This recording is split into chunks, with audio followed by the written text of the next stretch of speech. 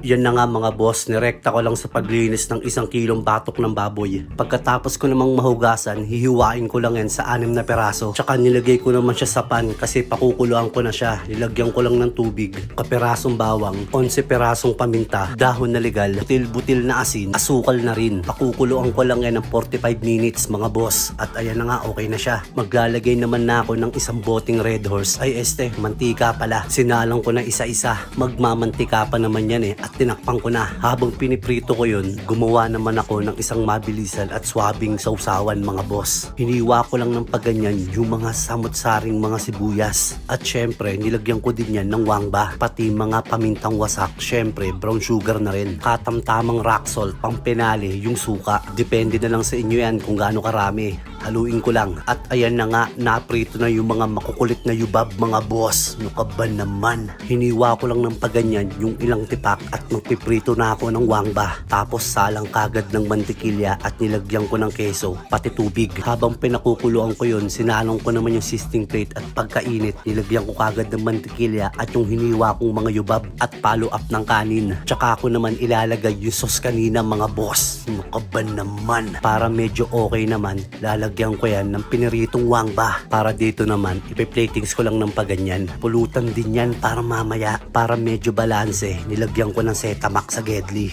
O paano mga boss, maraming salamat po sa patuloy at tunay na suporta nyo. God bless. Yun na nga mga boss, sizzling garlic pork bagnet na merong cheese sauce sa ibabaw. Kain na.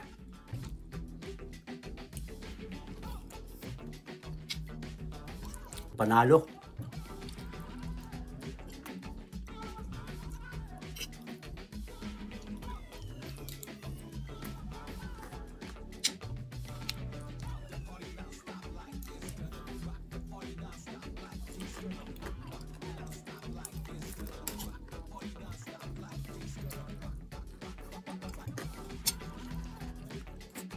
Dito naman mga boss, sausaw natin.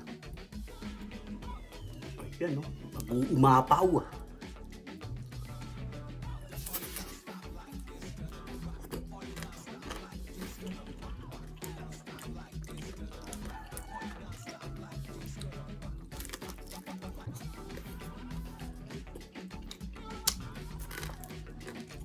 Siyempre, dala din tayo ng kamatis.